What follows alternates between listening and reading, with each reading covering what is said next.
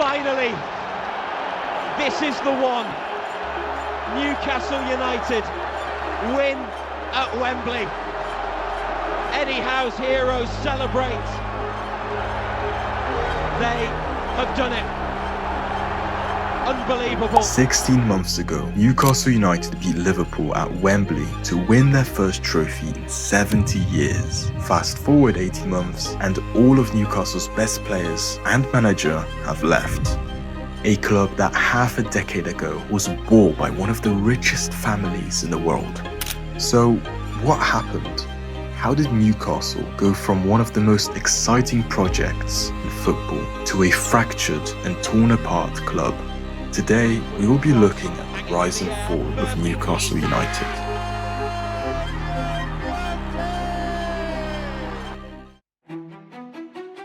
In October 2021, Mike Ashley, the owner of Newcastle United, sold the club for £305 million, split between three new owners. Prince Mohammed bin Salman of Saudi Arabia, buying 80% of the shares for a Saudi government investment fund. Amanda Stavely, who alongside Mahed Qudusi primarily ran the club, and the Reuben family, a British-Indian family of billionaires. However, the spotlight was on the new Saudi owner, as his fund's wealth was valued at over £300 billion. That's billions with a B. This made Newcastle's owners be the wealthiest of any club in the world, by far. With the closest club to them and sitting in second was Man City, with Sheikh Mansour at 23 billion, less than 10% of the potential funds Newcastle had available to them. The excitement was real. Everyone was calling Newcastle the new Man City, expecting huge signings and lots of money flowing out of the club, especially after a terrible summer window, with the previous ownership signing Joe Willock and that's it. Not to mention during the takeover, Newcastle was sitting 19th in the league with only 4 points. The threat of relegation was there like never before, with the last time Newcastle were relegated from the Premier League was in 2016, still fresh in the minds of every Newcastle fan. So the new ownership was like a breath of fresh air, and the first bit of business that the new owners will do is the removal of Steve Bruce, leaving the old behind, and the replacement, signed by Amanda herself, is Eddie Howe, and just like that, the Eddie Howe era begins. After a 2-month wait, the Newcastle owners were finally able to splash out some of that new money and bring in some talent. Starting with Kieran Trippier for £12 million from Atletico Madrid, an experienced fullback that brought more attacking threat with his great crossing ability as well as strong leadership. Paired next to him is Dan Burn for just as much money.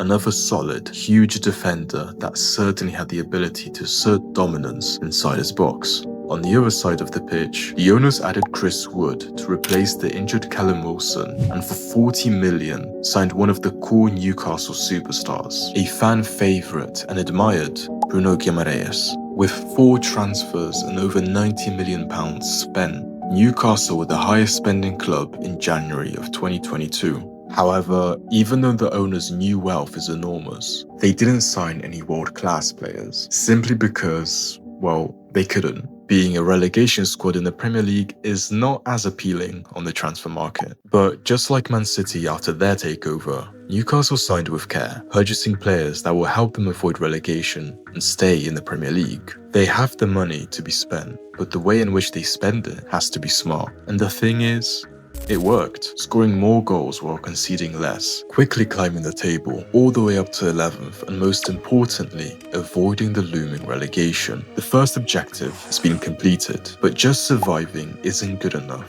The owners, players, and fans all had much greater ambitions. Starting from June 2022, we finally get to see what a summer under new ownership looks like, and they did not hold back, buying Nick Pope, Sven Botman and Isak, alongside a few other players like Anthony Gordon, who they signed in the January transfer, altogether spending well over £180 million that season. However, on the other side of the spectrum, they made a total of £0 in sales, releasing older players that no longer fit in their plans. This will come useful later on when we talk about everyone's favourite PSR. For now, let's look how they got on that season. Newcastle came into the 22-23 Premier League season with three main objectives: finish in the top half, grow the club size and popularity, and to be competitive in the domestic cups. Pretty reasonable goals. The whole concept was to build steady growth and not to set expectations too high. So how did they get on? Well, to say they exceeded expectations is an understatement. They finished 4th with 71 points and only 5 losses, tying for the same amount of losses as the title winners, Manchester City, a 22-point increase from last season, qualifying for the Champions League, a feat the club has only done 3 times prior in the entire club history. A phenomenal achievement, as they weren't even thinking about European football that season. Eddie Howe transitioned Newcastle into a fearful opponent with his aggressive and very physical style of play. They were able to suffocate any opponent with their high press and frustrate by time wasting and fouling tactically, throwing off and slowing down any attacking threat, turning St James's Park into a fortress, only losing twice when playing at home for a team that was fighting relegation just 18 months ago. This is very impressive. Not only were they successful in the Premier League, but they managed to get to the final of the Carabao Cup, only losing to Manchester United 2-0. The last time Newcastle were in any kind of cup game final was 24 years ago. That's quite some time ago. The main catalysts to this success were the already settled Bruno Guimaraes, producing a world-class performance every single week, a player that very quickly and easily became a fan favourite for his passion to the club, attitude and overall ability. Isak, despite missing 4 months due to his hamstring injury, still put up 10 goals in 22 appearances for Newcastle in his first season, while sharing the striker role with Callum Wilson, who was Newcastle's top goal scorer, sitting at a pretty 18 goals across all competitions. Everything seemed to be clicking for Newcastle, from the owner's spending to a great and dominant style of play. The players brought in were showing their ability and the fans were loving it. After another successful summer window, Newcastle were able to bring in Yakumba Minte, who they will loan out to Feyenoord shortly after, Tino Livramento, Harvey Barnes, and Sandro Tonali, spending £140 million, but again not bringing in much money, with only roughly 40 million earned from selling Chris Wood and Saint Maximin. That's a total of negative £250 million in transfers over the last 2 seasons. Despite another fantastic window signing a lot of great new talent, the golden age for Newcastle will not continue, and we start to see the cracks in their philosophy. You see, during the 22-23 Premier League season, Eddie Howe used the same starting 11 for basically all the games.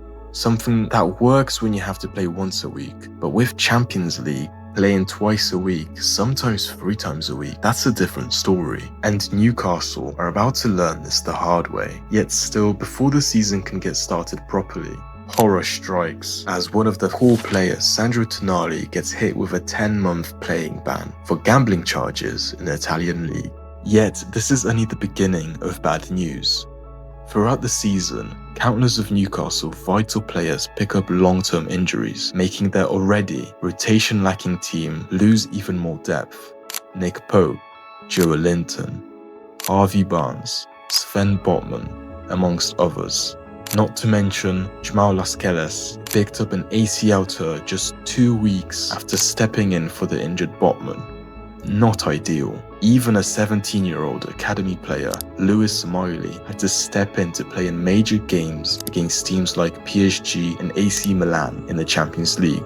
And if you're thinking, well, surely they can sign or loan someone in the January transfer window just to be able to cover those injuries, right? Well, this is where their previous actions catch up to them in the form of consequences. Because of PSR, Newcastle were unable to make any new signings in January. A tired, demotivated and injury-prone squad were really struggling, and this was just the beginning. Newcastle finished the season in 7th place, missing out on European football, only because Manchester United, who finished below Newcastle, had won the FA Cup, falling short in the quarter-finals on both the Carabao Cup and the FA Cup, and finishing 4th in their group of the Champions League under the old Champions League qualification system. Quite the underwhelming season for Newcastle, but still a lot better than where they were 2 seasons ago. But the pressure wasn't off the club due to PSR. The club had a deadline to comply with the PSR rules. 30th of June. You see, to not get in trouble and be at risk of potentially losing points in the league or even risking relegation, Newcastle needed to come up with £50 million by the 30th of June. This led to the club being forced to sell players like Yakumbo Minte and Elliot Anderson for roughly 35 million each. And before you ask, yes, that is the same Elliot Anderson that just went to Manchester City for £150 million just a few weeks ago. However, in this timeline, he is going to Nottingham Forest, and for a third of the price tag, which at the time was good money for him, yet there's no question Newcastle would have preferred to keep him. The lack of club funds was apparent when they only signed a young and unexperienced striker in William Osula and Lewis Hall, fulfilling the buy option in his loan from last year, both very cheap. Those transfers don't really say a family worth £300 billion owns the club. And to kick the Geordie while he's crying, Amanda Stevely stepped down as the sporting director. The woman that signed some of the greatest football talent the club has ever seen, alongside acquiring one of the most impactful managers for the club, with her replacement being Paul Mitchell, who will prove to serve an underwhelming and short tenure with the club later on. On the bright side, your favourite gambling Italian is finally back.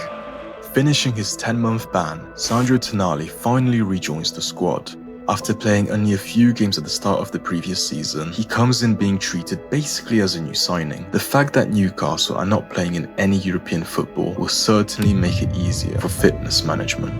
And boy did that help, as Newcastle found themselves on a run mimicking the success of their best season not so long ago, putting them 5th and back in the Champions League. But even more importantly, 3 months prior to the league finishing, Newcastle faced off against Liverpool in the Carabao Cup final. Slots Liverpool that was still playing with the ghost of Klopp before they spent a fuckload just to finish 5th. Anyway, we got off topic. Newcastle were playing at Wembley against Liverpool, arguably still at one of its strongest, although after watching the game, you would have thought otherwise. Newcastle demolished Liverpool offensively, converting 2 beautiful strikes and countless unfinished opportunities. However, the celebration will not last long. Despite them bringing in a new transfer, what seemed like every week, spending a whopping £260+ million, overpaying on so many of these players. But despite all of the new faces, there was only one story haunting all the Newcastle fans: the prolonged and delayed departure of Alexander Isak. A story that was retold again and again and again. Instead of ripping off the band-aid straight away, Newcastle held on to Isak like an ex-girlfriend that no longer wants to be with you, but you just can't get over her. And they replaced him with Nick Voltemade, a player that had glimpses of success at the beginning of a season with Newcastle, scoring 4 in his first 5 games, but shortly after falling off to the point that by the end of the season, Newcastle will already be thinking about loaning him out or even sending him out on a transfer. Despite Isak essentially joining Liverpool's medical team, as quite early on he broke his leg, like literally broke his leg after just 16 games.